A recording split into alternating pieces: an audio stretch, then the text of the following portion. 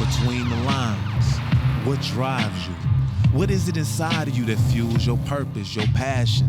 The road is paved with dreams and ambition. What compels you to fasten your seatbelt and start your ignition?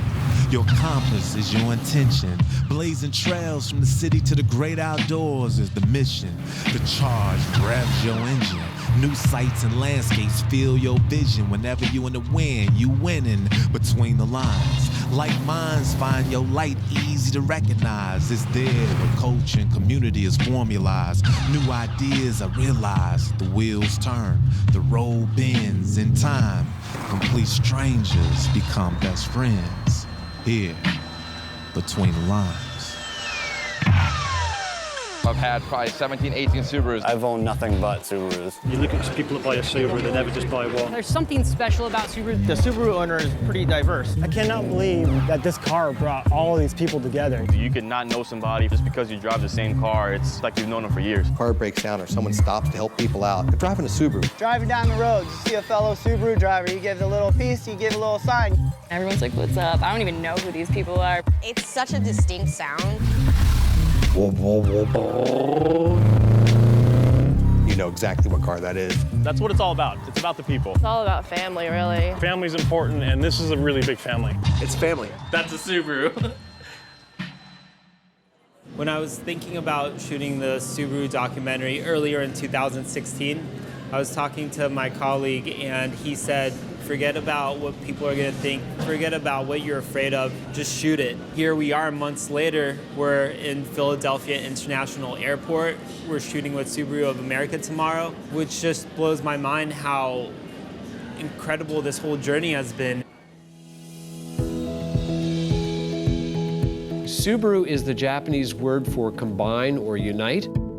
If you'll notice, the star cluster represents the 5 companies that came together in 1953 to form Fuji Heavy Industries. Subaru of America is the importer and distributor for Subaru vehicles for the United States. There were 2 founders of the company, Harvey Lamb and Malcolm Bricklin, and when they first started importing a vehicle to the United States, it was the Rabbit scooter. The Rabbit scooter was a significant vehicle because it was the first clutchless transmission scooter from Japan. The 360 began production in 1958, and it was a response to a need for the Japanese people to have an economical vehicle that was also economical to operate. The next vehicle after the 360 was the Subaru FF1. This was a significant vehicle for Subaru because it was the first Subaru vehicle with the Boxer engine. Some people call it a flat 4, some people call it a pancake engine, but the official terminology is horizontally opposed. All of our cars have a Boxer engine, and everything except for BRZ, which is kind of a special case. With the Boxer engine being lower, keeps more of the weight down low in the car, and the lower the weight is in the car, the less the car is gonna tilt. This, engine architecture has the advantage of letting you put the all-wheel drive system in such a way that it's completely symmetrical, which is very efficient. And then we have our ring-shaped reinforcement frame, which are very, very strong, and really it's almost like a cage around the passenger compartment to protect against, side and rear, and really any collision.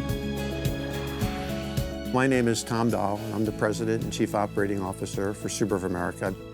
Love What Makes Subaru Subaru is really what this brand encapsulates. It's really what it's all about. When they think of Subaru, what do they think of?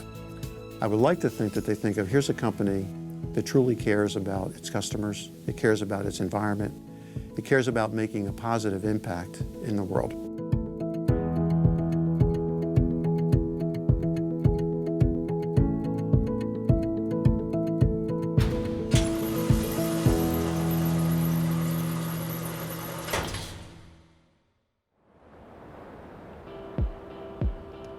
We have a business that is completely built on passion and performance and motorsports and Subaru.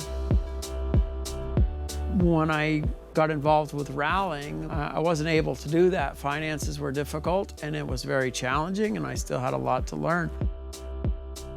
At that time, I went home for about a month and I thought about what I really wanted to do, and this was what I really wanted to do. So I came back with a new passion and new drive and new commitment, and I had already been doing it for a long time, but now it was fully solidified. There was no other option. It was calling me back, and it's just like, you are gonna do this.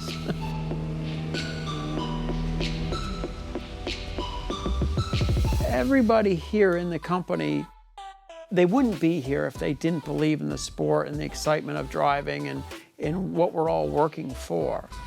We give them the opportunity. If they don't enjoy what they're doing, this isn't the place. It's hard work and a lot of dedication, and it's either inside you or it's not. That evolved into explaining the passion of rallying, now rallycross, and actually the Subaru brand. It all rolled into the same thing.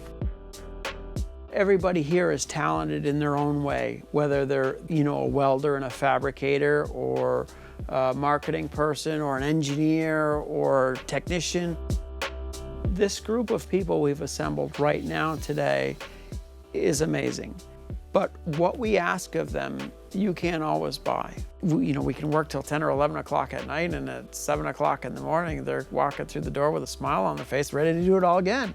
That's one of the key goals. Enjoy what you do and explain it to others.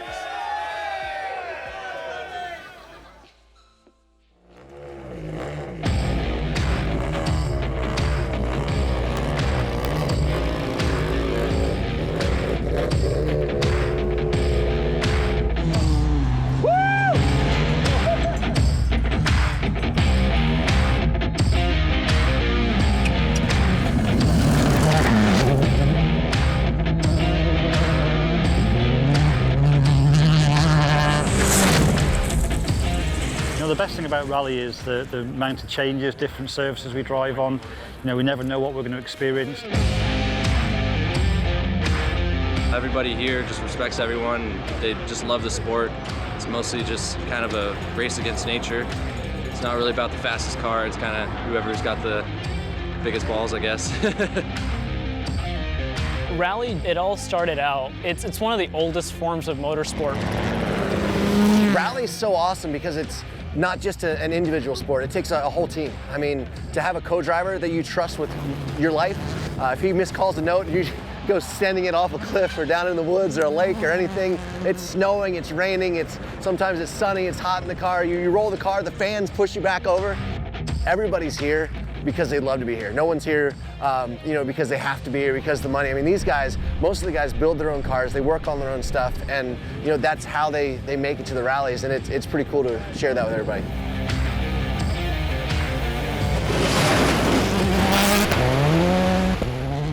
Oregon Trail Rally, it is one of the longest events in the championship. We have a very, very dedicated group of people who've been running this for a very long time. Without the volunteer base that we have, without them, we really couldn't have this event. I came here, 3.5-hour drive, and I'm out here right now from Olympia, Washington. And I came from 5. North is 5-hour drive today. We made it.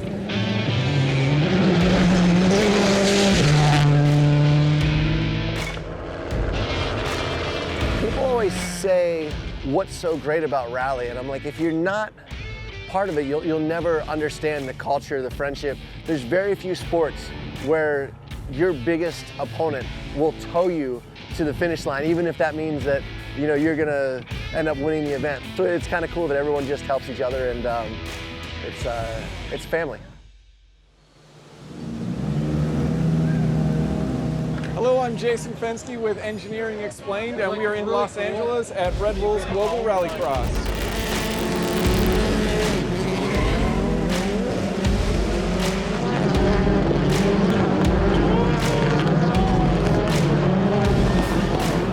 What rally is and what rallycross is, they're not two different forms of motorsport.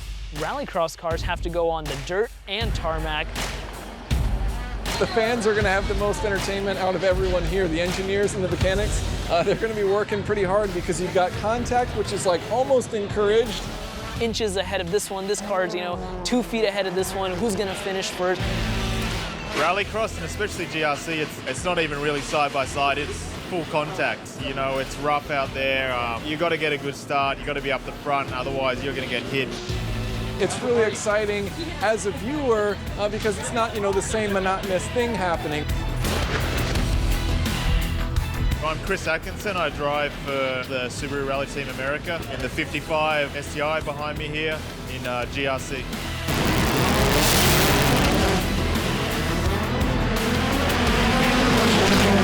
Rally drive is pretty suited to rallycross. The difference here is it's so intense, so short, where rally's a bit more of an endurance sport. Still you're driving flat out, but you do it over a longer period here. It's all down to the start, all down to one lap on qualifying. You make one mistake, you're at the back of the field. The pressure's maybe even a little bit higher here in rallycross. You've got to prepare, setups right, and then you go for it.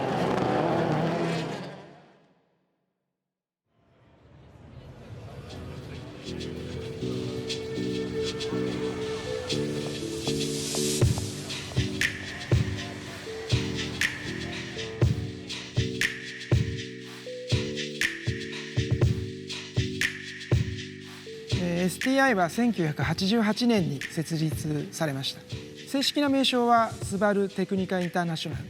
STI はSUBARUのパフォーマンスブランドでありますので、STI の最初のプロジェクトはレガシーで10万キロの世界速度記録を作るプロジェクトでした。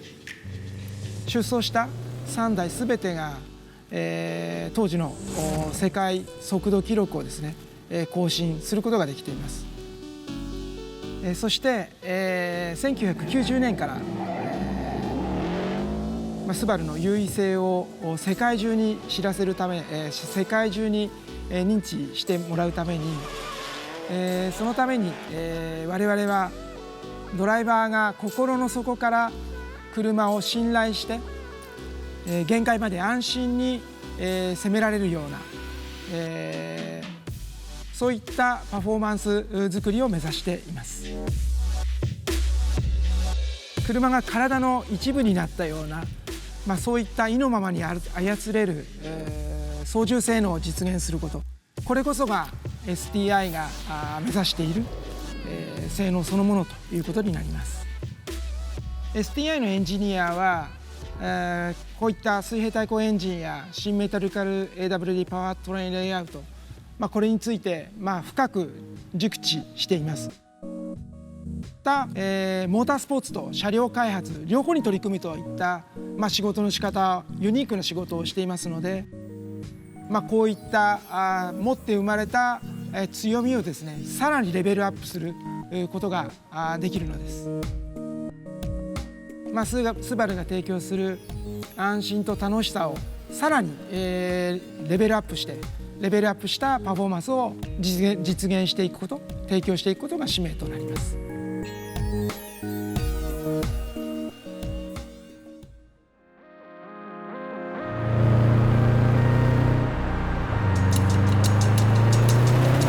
In 1992 and 1993, Mitsubishi and Subaru both came out with their platforms, the STI and the Evo. And since that point, once they entered World Rally Championship, they really dominated the sport. I picked an Evo. It was a calling. You just have that rivalry. Yeah, we get along with each other, but at the same time, we might secretly not.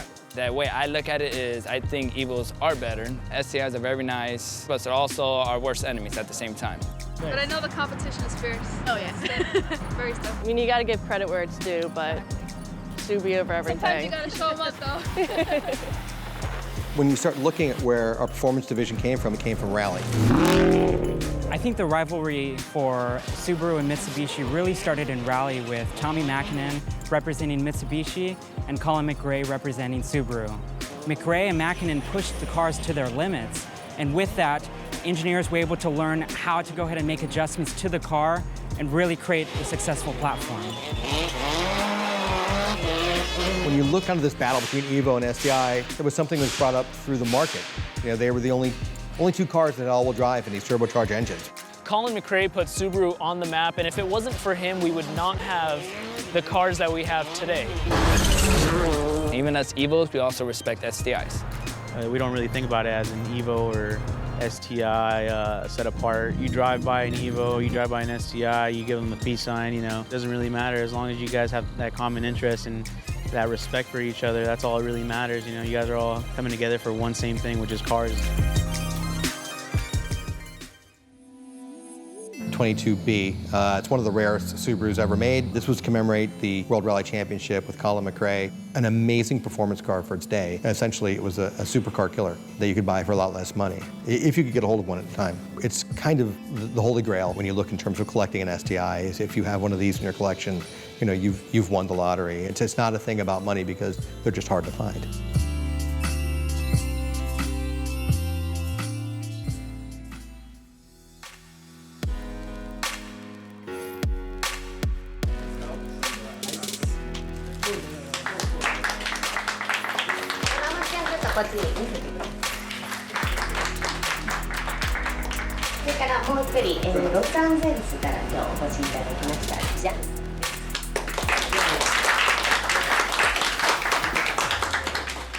今日のこのイベントっていうのは、10回目、毎年1回開かれる、22B オーナーだけの集まりの、第10回目ということになります。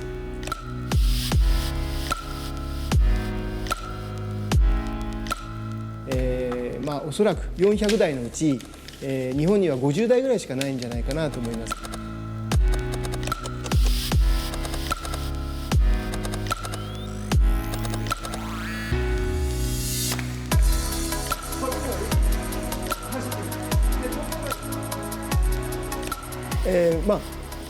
この車が発売になるっていうことを聞きまして、まず最初に当時僕はまだ社長ではなかったんですけれども、このショールームを、この 22B を入れるために作りました。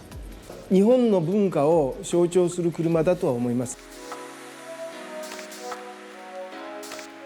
基本的にスバルって全然好きじゃなくって昔はそれで仕事でこの車をスバルの車を見て、それでこの車に乗りたいっていう思いでこの車を買ったっていうのは、別にそういうの乗ってるんだね程度だったんですけど、だんだん少ないっていう話を聞いてるうちに山本君とかと会うようになってから逆に貴重だなっていうふうに感じるようになりましたね。そういう場所を作ったら、知らないうちにいろんなところからいろんな人が集まるようになって、ここで言うとですね、大きな寺院があると。そうするとその中にある仏像のような存在になっているのがこの 22B です。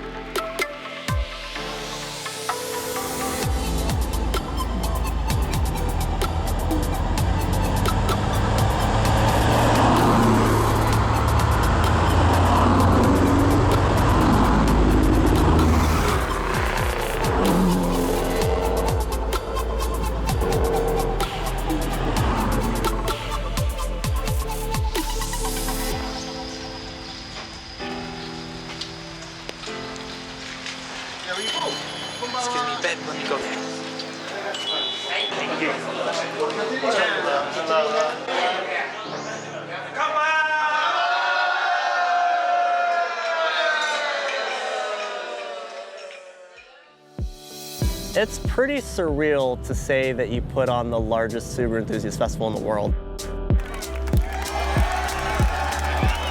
My name is Robert Champion. I'm the event director of Subi Events. Incredible cars out here. There's an authentic 22B on display. We're here at Wicked Big Meet 2016 in Stafford, Connecticut at Stafford Motor Speedway. It's a very big day for everybody. We're here showing off a whole bunch of Subaru and STI historical vehicles that we wanted to show to the enthusiasts and just get a lot of folks excited to see stuff they don't normally see.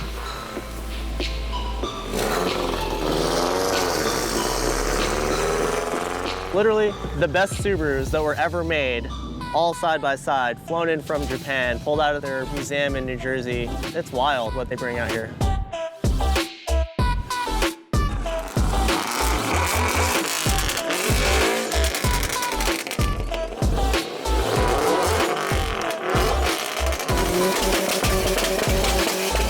Well, Wicked Big Meet is, I mean, it's in the name. It's wicked big. You got awesome people from all over the country, really. To see all the cars, to see the line, to when everybody's gathered together at the exhaust comp, see all those people together, it's like, this is not a car show. If I showed you a photo, you would think it's a concert or something. That's one thing that's special about the Subaru community is everyone's tight-knit, everybody knows each other. Driving down the road, you see a fellow Subaru driver, you give it a little piece, you give a little sign, you know, it's the family. It's a lifestyle, you know, and if you're not part of it, then you're missing out big time.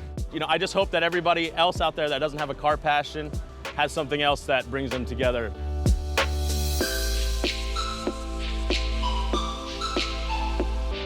I think the thing that stands out to me the most that I've learned as a result of doing these events for so many years was actually an original slogan. It was "Come for the cars, stay for the people," which is you end up in a parking lot with someone with a Subaru and you're in your Subaru and you immediately have a friend by default, you know, and relationships build and you got best friends for life. This is just like a big example of that very important friendship dynamic. That's what I think is ultimately the best part about these events.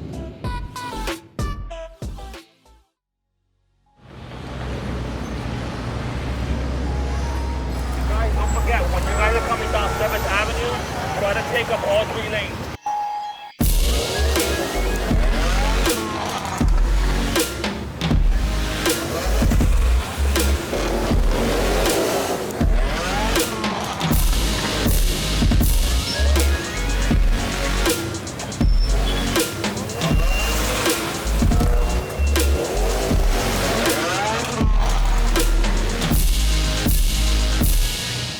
Today was the first time that we actually rolled out as a full crew and we hit Times Square, and which wasn't easy, fighting lights left and right, fighting traffic agents left and right. Try to respect the law as much as we could. And Jan unfortunately got a summons for being in the middle of the street. Here's a ticket. It's unfortunate, super unfortunate. The shot was dope, the shot was awesome. Right when I got to the other side of the street, these 2 cops came up to me and like immediately just bodied me and wrote me a ticket. And I was shocked because everyone else was walking. Well, yeah, Jan got ticketed by the cops, so we were just waiting for someone to get ticketed, but we never expected Jan to get ticketed. So we need a couple of minutes, they're coming in. There's like 80 of us. All right, no problem. Yeah, the cop is with us, the cop is with us. It's a whole set. Yep. Enjoy it all, man. That's dope. Your car's looking nice, man. Thank you. Ryan, where we going? So we definitely got pulled together. Everyone put in money, try to take care of a ticket because we're family, and if anyone else got a ticket, we would do the same thing for them. Donate $5, whatever, anything. When we go somewhere, we actually, we become one. So regardless of any actions that one person does, we all, unfortunately, are going to pay the consequences. We basically take care of everyone who gets a summons. If it's 40 of us, one person gets pulled over, we split the fine in 40. We just try to be as united as possible. That's Subi life. So this is the cash that she raised. I can't thank them enough for even giving me the opportunity to film with them. So blessed, such great people, such a crazy family. Subi fam. Subi fam.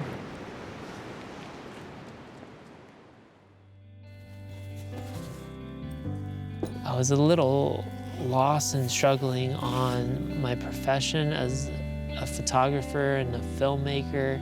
It was a wild dream that like I was definitely living, and slowly, you know, every month was a hint of you're on your right track. Keep doing what you're doing, and being creative and creating content for people. It's fun, it's interesting, but at the end of the day, like I come home drained with nothing that's really personal to me. I felt like it was time for me to put my voice out, and the Subaru car community is really something special. It's unlike a lot of car cultures. The people in the Subaru community have such warm hearts, I feel.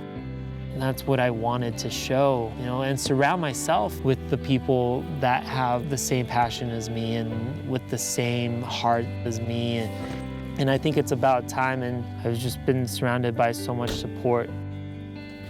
It was a personal investment for me to put in my heart, my time. It's my first personal piece that I want to put out.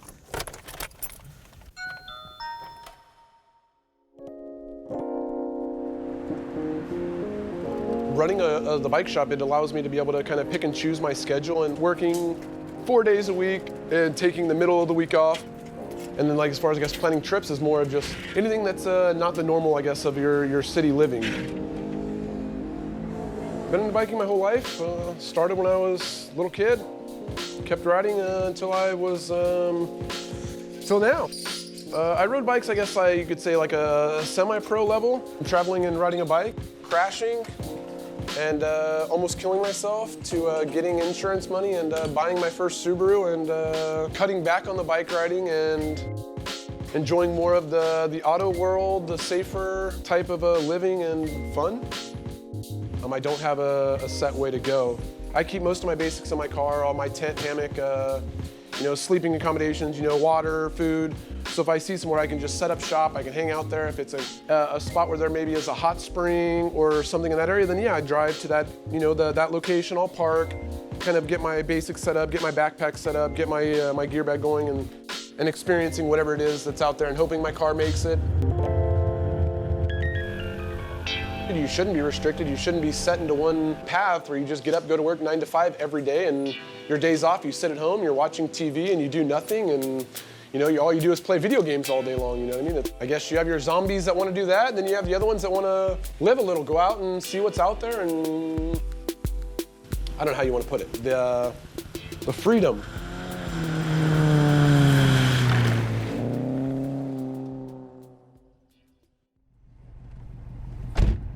We're in the Lucerne Valley in California, soggy, dry lake bed. There's really not much around here. It's just a very empty, dry lake bed with a few small little, I guess, hills, mountains kind of surrounding it. No wildlife, nice open field to play and kind of do what you want.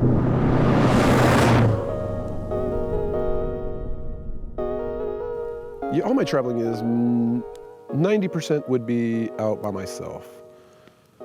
Enjoying the freedom of being out of the city and out of the chaoticness, of the craziness, the noise. It's more of the thrill, the adrenaline rush of being out in the middle of nowhere, surviving, living, not knowing what's around every corner, what's going to happen that night.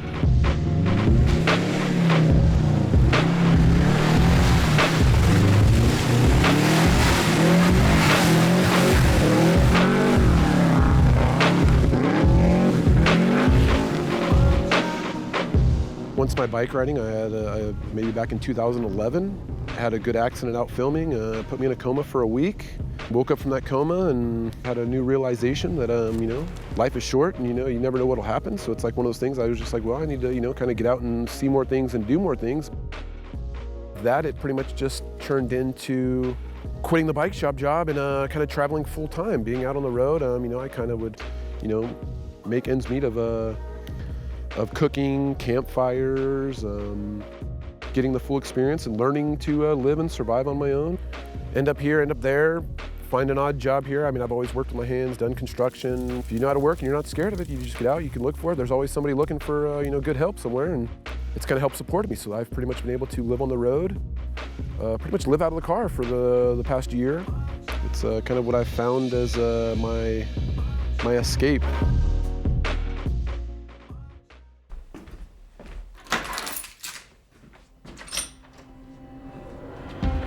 So when it got time to retire my little Saturn Vue, wasn't that hard of a choice.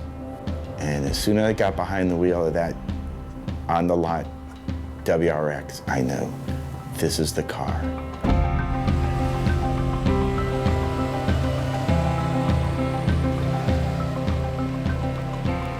It's a perfect car. I can't think of any other car I've ever owned, and I've owned a lot of other cars. I had a 914 Porsche. I've had front engine, rear engine, mid-engine, all these different cars. But the one that I truly love, next to my first car, because that's the car that you dream about, to own that very first car, that was perfect, but then to find another car that recreates that same feeling and image. Yep, it's this Subaru. That's the car that I dream about. Always known about Subarus. I've always known about WRXs, and I always thought that that was a car that was unattainable. These are great cars running on dirt roads and out in the country, and fans inches away from the racing. And I thought, this is exciting stuff. But that was there. Until my sister called me one day. She says, your birthday's coming up in October. I am paying for you to take a one-day rally course at Dirtfish. So we show up, and they bring out the WRXs, the STIs that they had. So here I am going to do rally driving, which is completely different. And it was an unbelievable day. My name is Adam Shires. I'm here at Dirtfish Rally, and I'm here to kick up some rocks with some rear-wheel tires.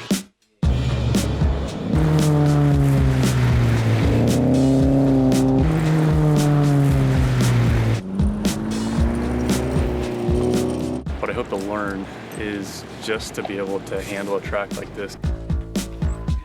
You'd see any sport, and the pro athlete makes it look so effortless. I'd like to have at least a little bit of technical skill I'd like to gain. More so, I think I'm gonna need to learn confidence in pushing the limits in that vehicle. You lift, you turn, not much happens. Brakes. Whoa, hey, that car turns. I know there's a lot more that goes into this. All I'd like to do is just hit top speed and hit a turn that I wouldn't really expect to hit. Dirtfish is about, for one, sharing the sport of rallying, and it's also something that's incredibly different from the normal type of racing that's in the US. It doesn't matter what discipline someone comes from in terms of driving, whatever we can teach them is going to be better than they were before, and that's pretty darn cool. Why do we choose Subaru? We're looking for a turnkey product that was something really cool. It was a high level of performance. You could jump into a full proper car right off the bat.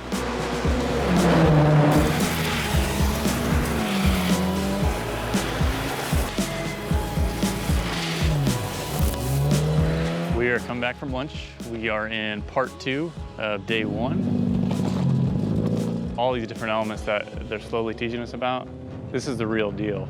I mean, you get the whole day immersion. You actually get taught how to drive. You are literally hitting the ground running. So you think you know how to drive just because you can hit a freeway, and this is driving on a whole new level. A completely different skill set that otherwise I wouldn't have had if I didn't try this today. Coming into this, it's funny when they tell you whatever your instincts are as far as driving is concerned, you have to forget it. You want to come in with preconceived notions and I know what I'm doing and whatnot, but you got to humble yourself first to learn something new. I think the hardest thing in life is for people to constantly take on a new train of thought. It's always a roadblock for people, but I think the point is just to always expand your growth, and if you don't, then you typically get stale. Staying curious about the world and always growing yourself is a responsibility as an adult. It's how we shape the future.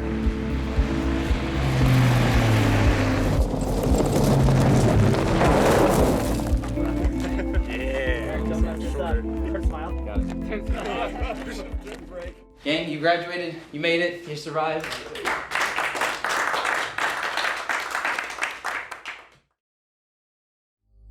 I was 3 days short of reaching 1 year with my last car. That killed me. I was like, man, I'm so stupid I couldn't even make it to 1 year of ownership with this car. I told myself if the opportunity presented itself, I'd go at it again and I'd get another Forester, and this one I would take care of, wouldn't be as stupid like I was on the road. During that time, I ended up finding this car. And so everything just kind of fell in the right place. I was definitely blessed with the way things lined up, during the accident and afterwards. The day of the accident, I was actually cruising with quite a few cars. It was an awesome day, it was a nice, relaxed cruise. No one was doing anything stupid.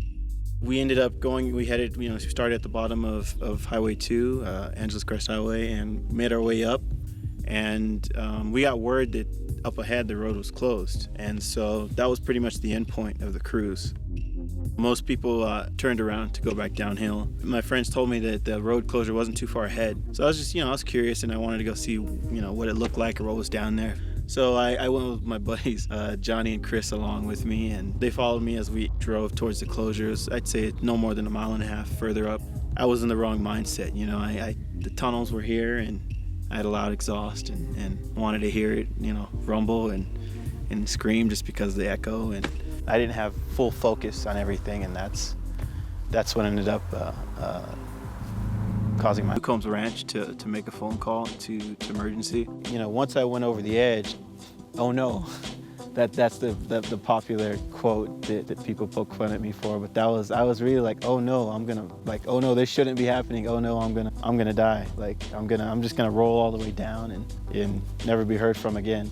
He called in to me, and we had just crawled in bed, and the phone rings. I have to talk to you about what happened. So, as a mom, oh my God, what is the problem? He said that he had fallen off a cliff with his car. Yeah, I'm okay. My car's demolished. I was upset. I was scared. I was in tears, and he started crying, and I started crying. And I said, you know what? Subaru can be replaced. You cannot. What about this accident that Jimmy just went through, and what about his life going forward? And he now became someone on a mission about a year later to share it with the world and say, hey, as good as you think you are, you're not. And I think that the community of Subaru supported him.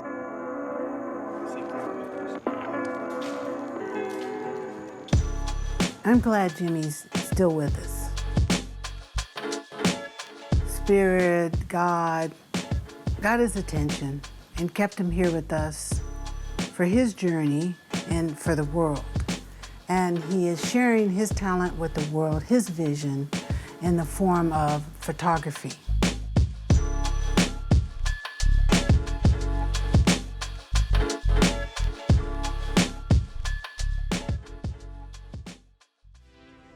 Every time I see my car, it's just, it just feels like I won something. Even though I didn't, it's my car, but it's just something to come home to smile to, it's almost like part of the family for me. In 2005, when I bought my 2006 WRX STI, I've been having, the greatest time, and I couldn't have made a better decision. It's an object, it's a vehicle, it's a car, but it's more than that to me. 12 years of my life, and ever since then, I'm still modding. It's my drug. I put my personality into it. I wanted it to be something of my creation, like my art piece. My name is Adan Quesada. I'm the owner of AK Motorsports. It brings me a lot of pride to be part of the success that he's been having. I've always been consider myself put pride in my work, and see that he's getting recognized. It's a great pride for me, and I feel proud that he's really taken all those awards because he deserves them.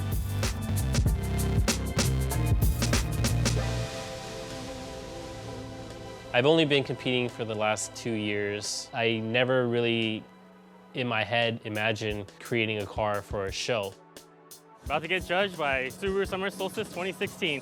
You have to mod your car for yourself. If you don't like it and other people like it, that's not the part that you want to mod. Custom mounts here, custom mounts in the back. These are Moroso catch cans, dual catch cans. Regular people that are not in this lifestyle don't really understand. And of course, modifying cars is never cheap. They think that, we just blow money or the parts just come out of nowhere. We all work really hard at different jobs, and of course, our spare time, we modify our cars.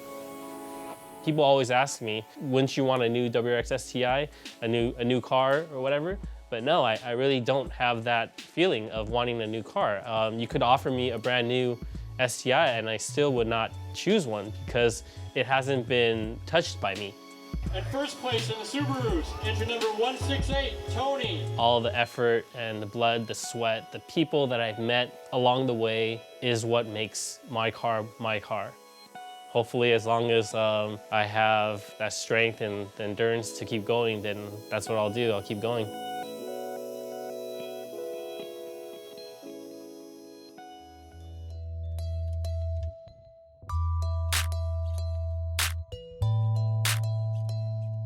Hi, I'm Craig Donnelly, president of BBS of America, and today we are at the 2016 SEMA show. So this is our 29th year participating in the show, and this is the show's 50th anniversary.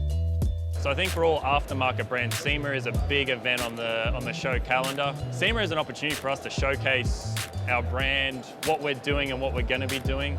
It's awesome, and I feel very fortunate to be at my 12th SEMA as an enthusiast and also working for the company. Pretty much the largest convention of aftermarket products in the world, so if you want to display new products, this is the place to be. Really for the automotive aftermarket, you know, to see the show grow every single year, I have an outlet for my enthusiasm, and then to see other people that have that same passion, it's just incredible. Subaru has begun the relationship with Brembo when certain models required a more advanced braking solution. They developed a system together with Brembo as a company. And the reason being is because Subaru was taking the cars to the next level. The power was greater, the ability of the driver was able to use the car. So when Subaru reached a certain point, they knew that the braking system had to match what the car was able to do. BBS started back in 1970, and when we began the company, when it started, it was a racing and performance company. Aftermarket, original equipment was not part of the equation. Then later it progressed into, well, could you build wheels for road-going cars? And so when Subaru was building their highest level performance car, the STI, they went to BBS to have a real performance product made. You know, most cars tend to keep all four wheels on the ground most of the time. But a Subaru STI is something that maybe you're only on two wheels. We understand the performance level that's required and also tolerances. The nice thing with the aftermarket side of things, we're able to take what we know about these cars. So in the case of the STI, we know how that car reacts. We're in the aftermarket community, so none of us really like stock. We all want to do fun stuff to our cars. We want high performance. We want options.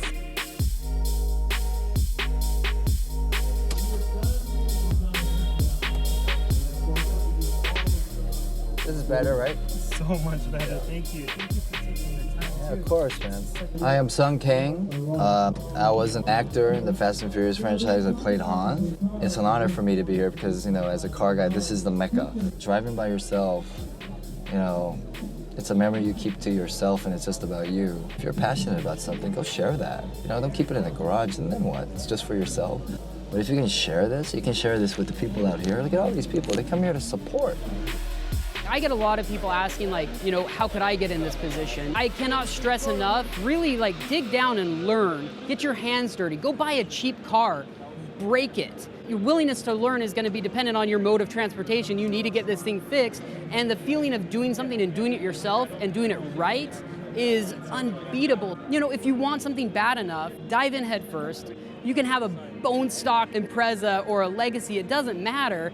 You know, just get in there and get dirty and learn and ask questions. Anybody could come up to me and ask me a question and I will probably talk your ear off. I get so excited about this kind of stuff.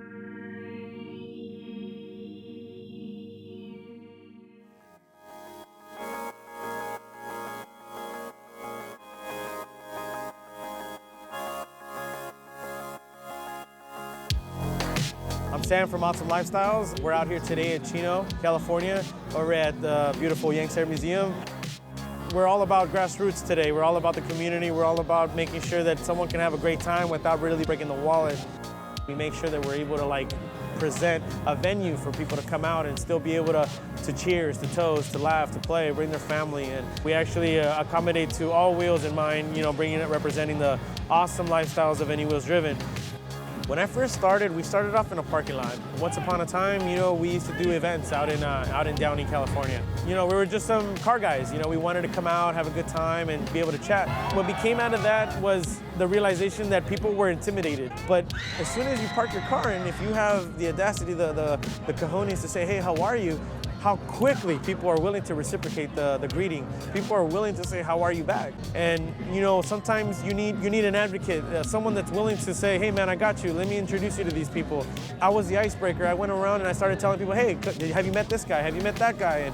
And people took a liking to that. I didn't look at car meets anymore as just a typical car meet. I looked at it as a network gathering. Everybody should network. I mean, you never know. I mean, Joe Schmo over here could be, you know, an electrical engineer, and you could be fresh out of college, and he could be looking for an assistant, and bam, now you made that bridge. People say, hey, you guys are car guys. You guys don't know any different, but everybody here is educated. Everybody here is some kind of beast in their own world, and we're having so much in common. Why? Because we were able to bring down our walls, and people don't realize that just because it's cars, that's your gambit, that's your icebreaker, that's the common ground, and it's okay.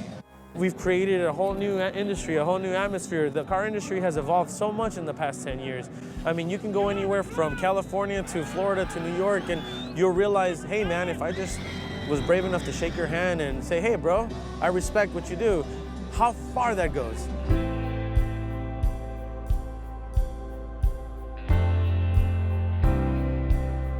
If you love it and you know that you're all about it, like it just gravitates. You created your own universe, and that universe will gravitate around you, and it will supply you of your necessities, what you need, because you believe in it so much. It's that third eye mentality. One more time, Black! All those stories that you hear growing up, if you love something, do it. If you love something, you do it, and before you know it, it's your life, it's your world. I'm doing this every day in hopes that people see that it's not about like the money, it's not about the bragging rights. You know, the residual that comes from being able to build something is far greater than being able to charge you 40, 60 bucks for a show. I'm not worried about your dollar. I'm worried about the residuals that come from that. And what are those? Opportunity, job placement, you know, that's one. You know, being able to be trusted on a project. You know, I want people to know that I am that guy that'll deliver something. I'm here to give you a venue to have a good hangout. And as simple as that sounds, that really is the base of why I'm here today.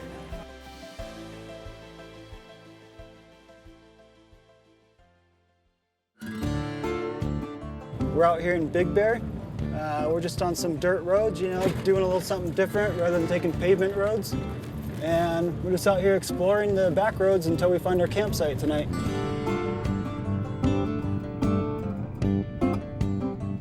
For the most part, we're going off of maps. We don't have GPS most of the time. And it's really just about getting back to basics and enjoying what is out here in nature and what the world has to offer for us.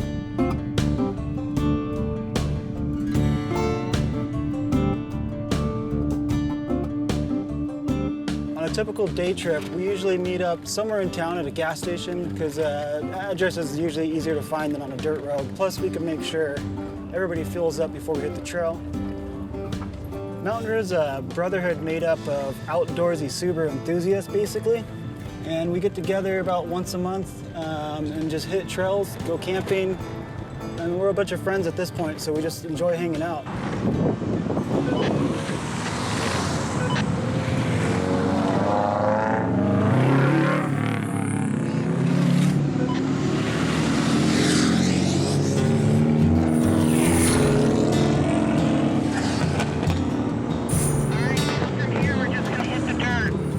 So basically the point of Mountain Rouge is to get people to try new things with their cars, to get people to get out of town a little bit and come enjoy nature and hang out with friends and find stuff that you couldn't find in just a normal two-wheel drive car. Any cars, bikes, what it is. Try to get the last guy, if you to make a turn, try to wait for the last guy so we don't get lost because that just makes it real confusing and slows things down. Other than that, anything else anybody want to add in? Well, let's head out then. All right, let's roll. Right now we have about 27 chapters all over the US. We have one in Canada now and also one in Puerto Rico. We're really reaching out everywhere and everyone's starting to find out about it and hopefully it keeps growing to something bigger. We kind of labeled this whole thing as a brotherhood when we come out to these trips, because a lot of times we hit terrain that's a little too hard for Subarus. And as just one car, the Subaru might not be capable to do it, but as a pack, you know you have people that have your back. Some guys will have the tools you need, some guys will have the parts you need, and basically no Subaru gets left behind. We almost always get the Subaru out driving home.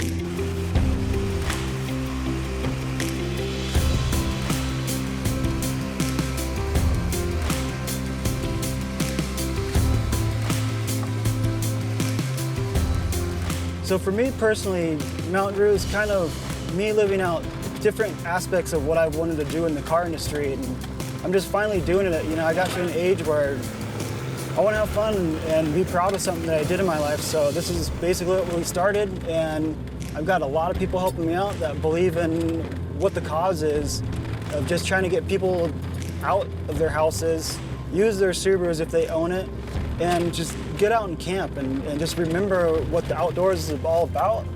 Enjoy the basics of life, you know, leave your cell phones at home. You get away from your daily routine. You kind of lose yourself sometimes, and when you come out here, it's just silence, it's you in your car, or it's just you and camping, and you get to get in touch with the inner self again, you know? It's just a simple life out here, and it's something you should try to do just to reset yourself every once in a while.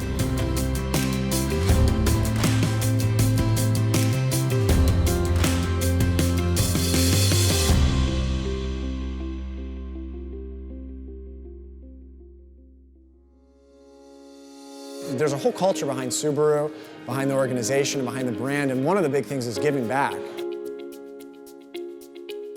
And we're here kicking off the Share the Love event with Gone to the Dog's Rescue, and today we have a dog adoption event here. My name is Marcella James. I'm the founder of Gone to the Dog's Rescue in Redondo Beach.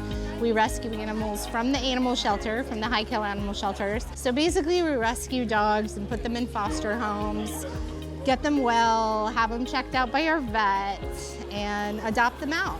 We do this because there is almost a 70% euthanasia rate in Los Angeles shelters alone. All their dogs are pulled from shelters, from high kill shelters rather, so a lot of dogs that normally wouldn't have a second chance at life are definitely given a second chance. In the meantime, they're waiting in volunteer foster homes, so they get love, they get attention, they get house training, they get crate training, they get good food.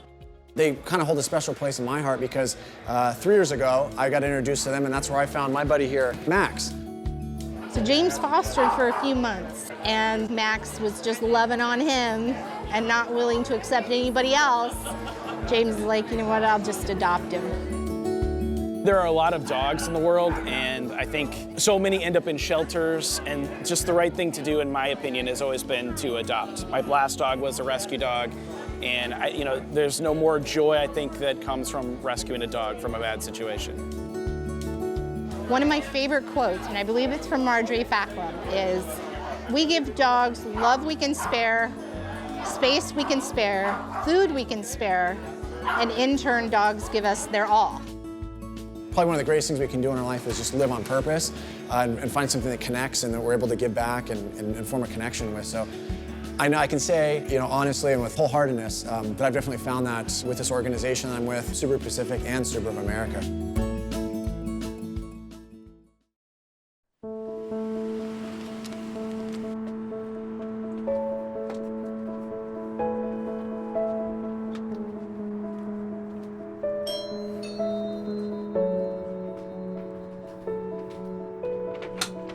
Stephanie, sweetie, oh, so good to see you. Come on in, honey. You too. Come on, everybody's here. We had known each other for 3 years before we got married. I met my wife Elaine at work. We've been married since 1981. We had our first daughter, our oldest daughter Stephanie, in 1983. 20 minutes after she was born, I'm holding her in my arms. I'm sitting in a chair, and I turn to Stephanie and I say, "Sweetie, the right foot is for gas and brake, and the left foot's for the clutch." And she drives a stick shift. 5 years later, her other sister was born, Jennifer. We were surprised. She was born with a condition known as thrombocytopenia absent radii, also known as TAR syndrome. That condition leaves a child born with frighteningly low platelets in their blood supply and basically life-threatening at that moment. And platelets are the cell in your blood that causes coagulation. When you cut your finger and it stops bleeding, that's because of platelets in your blood. And she was also born with shortened arms. We were dealing with two situations, and we didn't know what to do. But our pediatrician interned at Children's Hospital Los Angeles said, go there. When she had to have her first surgery, Mom gave her a unit of blood, Dad supplied the platelets. As far as the platelets go, we were lucky. She never had a situation where we needed to give her transfusions, so we were lucky in that sense. In between the surgeries, they would call me and say, Steve, can you come in? And because I despise needles, I didn't want to do it, but they kept calling me. I finally realized on one Christmas they called and said, Steve, would you come and donate? It's Christmas. I said, okay, I'll come and donate. And then I came back every quarter, and then it became every month. Just kept going back and giving platelets. I don't know how he could do it. He has always been scared of needles, but somehow just knowing what he was doing and what he was giving, he overlooked that fear. I knew that he started donating platelets because of me. I didn't want my story to be his story. I always wanted him donating platelets to be his thing. There's been times with Jennifer, when she was growing up, would ask the question, why am I different? Why did this happen to me? And I said, I don't know why. It's genetics. It just happened. But if you weren't born, Jennifer, who you are, I never would have learned about Children's Hospital, and I never would have learned that by giving those, I'm helping to save the life of a child I'll never know. Because you were born, I could do what I do. So, thank you for being who you are. That's the most significant thing that I can say about my life, is that I learned through others the importance of giving.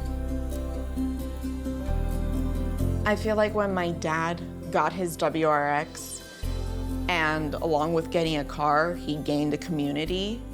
And my dad is always someone who loves being part of the community with being a part of his family and being a part of donating platelets, and not just the employees at the hospital, but all the kids and their parents and their families. And now he gets to meet all these other drivers who are basically another extended family. So I think that's really special that he's gotten that with his car.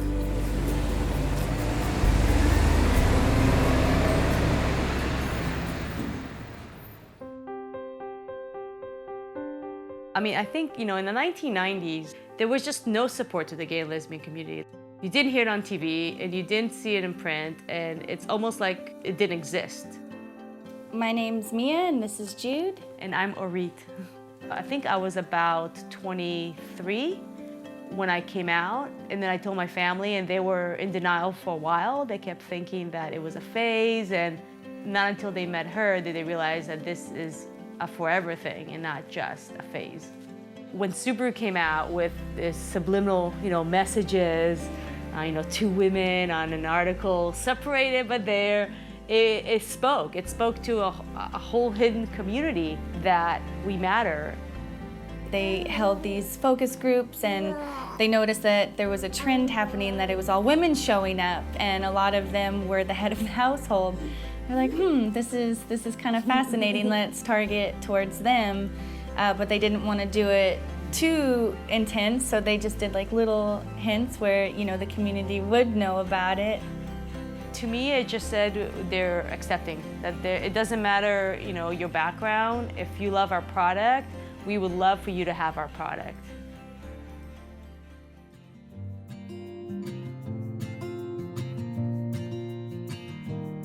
As we got the car, she's like, now we have a SUBARU.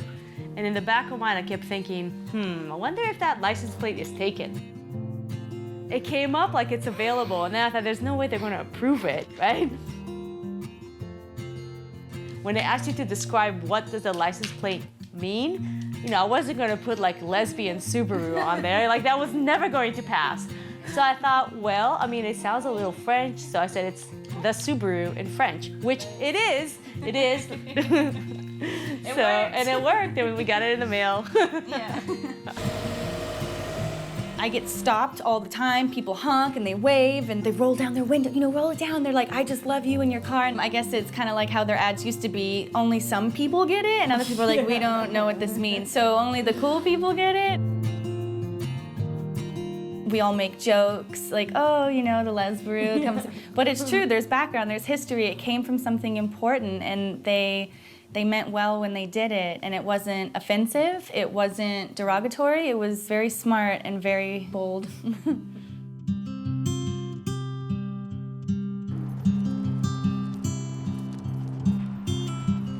We tried for a very long time to conceive him. It took a long time, and we would have adopted as well, but we wanted biological, and I'm younger, so we decided to go with me, and I've always wanted to be pregnant, and it was important for me to have or read on the birth certificate, and because we're legally married, she's allowed to be.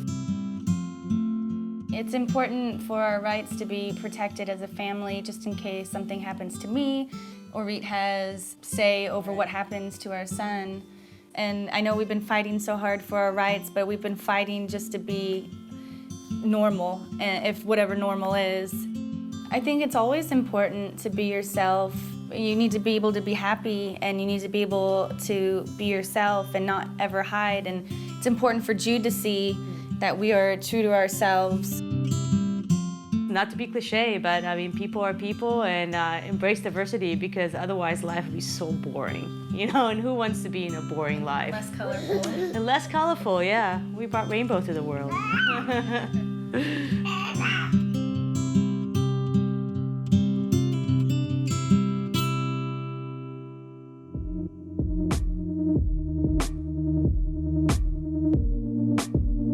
The rally community is actually a lot smaller than people think. So luckily with me doing that and meeting people who know people who know people, I think that helped a lot. And I moved out here without even knowing if I'd get the job. So there was a slight interest, so I was like, I'm out. Lots of hard work, lots of sacrifice. It's how I got here. I'm the first girl for Vermont Sports Car Subaru Rally Team USA as a technician. When I first got this car, I didn't know anything about them. And I just knew I was attracted to them. The previous owner was a state trooper. He would take us up to the track where the troopers would practice. That's actually part of their station in Golden, Colorado. We would go up there when it was dumping snow and just race around in the snow. So it was like, this is where I want to be. This is where I want to go. I haven't been doing this since I was little, like a lot of people think. I was about 20, 21. My boyfriend at the time bought a WRX. He decided to race to autocross his car, and we both went for our first time together, and I beat him in his own car, and I was sold. 2 weeks later, I bought my RS, swapped it 6 months after that. There was the one time I remember seeing the WRX in a commercial on TV, and it was like drifting around in the dirt around a tree, and I was like, I want that car. That looks like fun, that looks like what I want to do. I was like, you know what, I like this.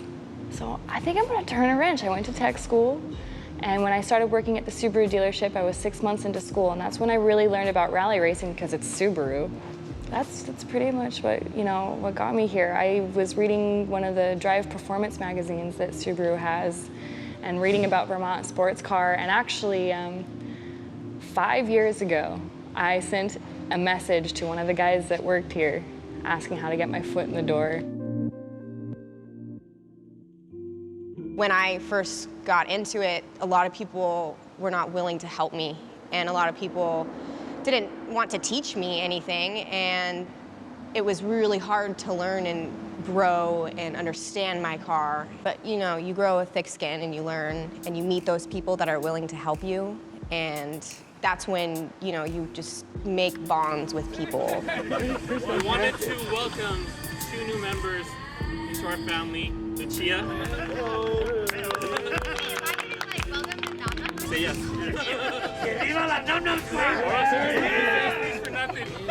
Being initiated into a group it's really great. I've never had that. I was never into a sorority or anything like that, so it was different. It was really fun. When you find that group that you really click well with, you just stick with it. And I really click well with these guys. So I feel like if people were more willing to help people in the community and give people a chance when they're new, not quick to judge, help people. This is a great community. Let's keep building it up. Let's keep making this a great culture to be a part of.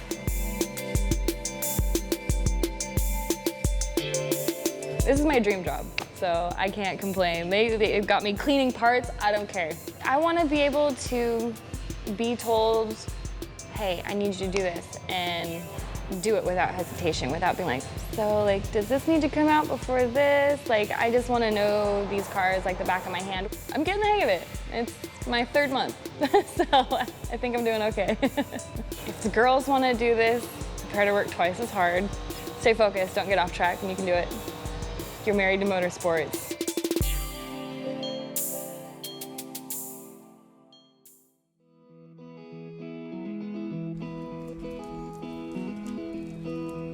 How did I get Sophie? Sophie, I was driving through downtown LA and saw a beautiful German Shepherd on the side of the street. I wanted a dog at that time. Decided to pull over. Maybe she was a stray, maybe she was lost. Yeah, I lured her in with some hot dogs that I got from the corner. She was with another Chow Chow, one of her friends she was roaming around with. And Chow Chow had some hot dogs, decided to bite me after I fed it. And Sophie ran up to the Chow Chow, barked at it, and then it came back around to me and just kind of stayed. And wanted her. I knew I wanted her. She was so sweet. The medicine's helping. Yes, definitely. Definitely wasn't the intention of keeping her, actually.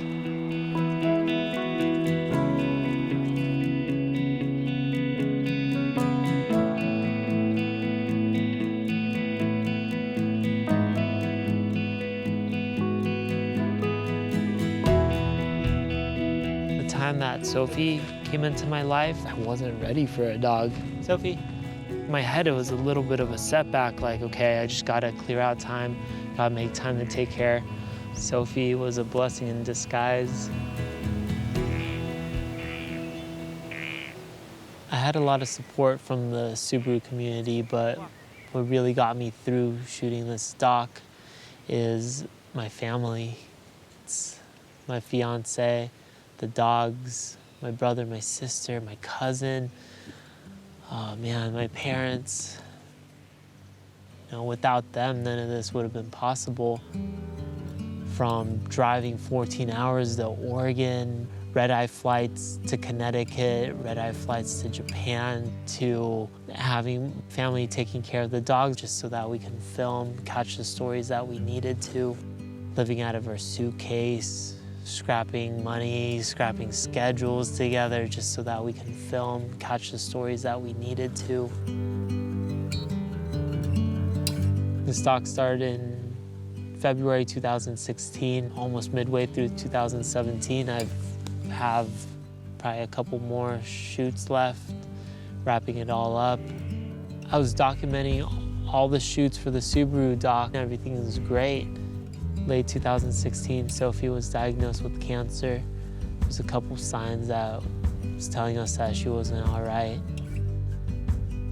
When Sophie got sick, all kind of came to a halt. I was a little lost. Priorities started to change, trying to make ends meet, paying for Sophie's medical bills, spending time with her, spending time with the family, and trying to balance all these.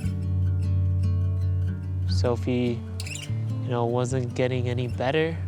Took her in early 2017. They were saying that she has 6 months to live. We wanted to give Sophie the best quality of life with the time that she has here on Earth and with us. Life throws you curveballs and it checks you sometimes. You gotta prioritize things, and right now just trying to spend time with Sophie. Okay, let's go, up. She's definitely a family member. She's like my little daughter. She's always there for me. I just wish sometimes she would understand that You know, we love her. We don't want her to leave.